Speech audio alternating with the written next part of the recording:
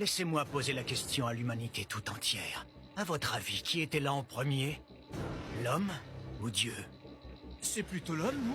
C'est l'homme qui aurait créé Dieu? Non, c'est pas possible.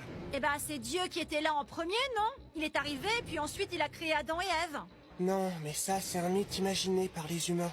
L'univers dont nous faisons partie a été créé il y a 13,8 milliards d'années. La Terre, quant à elle, est vieille de 4,6 milliards d'années. L'eau y est apparue, puis les micro-organismes qui ont progressivement donné naissance aux poissons, aux amphibiens, puis aux reptiles. Et un jour, l'homme a fait son apparition. Il s'est mis à chasser les animaux, puis à cultiver la terre, priant le ciel de lui offrir de bonnes récoltes pour nourrir ses semblables. L'homme a donc inventé Dieu, afin d'avoir un être à qui adresser ses prières. Je ne fais que vous présenter des faits historiques qui sont sans doute plus clairs pour vous que ma nouvelle théorie. Est-ce que vous me suivez cette fois? Oui, jusqu'ici on vous suit. Je comprends vite fait, mais je m'accroche. C'est bien beau tout ça, mais est-ce que vous pouvez vous dépêcher de nous expliquer en quoi on a été berné? L'homme a fait des progrès énormes. Il réalise des expériences et des manipulations génétiques que certains considèrent comme des actes blasphématoires. Il a même réussi à fouler le sol d'autres planètes.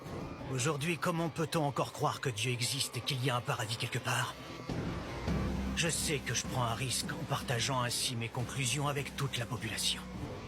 Et je ne nie pas non plus l'impact que les religions et les mythes ont eu sur l'évolution morale et spirituelle de l'homme. Ce serait une insulte envers tous les croyants de balayer des siècles d'histoire. Dans mes différents écrits, j'ai réfuté l'existence des esprits et des âmes, c'est-à-dire de tout ce qui ne peut pas être prouvé scientifiquement. Mais quand j'ai appris que j'étais candidat et qu'on m'a parlé d'un dieu qu'il faudrait remplacer, quand j'ai rencontré un ange, j'ai eu du mal à en croire mes yeux, mais j'ai dû admettre que j'étais face à un phénomène bien réel. J'ai dû revoir mes propres croyances. Puisque des anges volent autour de moi, je dois reconnaître que Dieu existe. Mais il a été créé par une énergie invisible, une énergie produite par l'imagination des hommes depuis qu'ils ont fait leur apparition.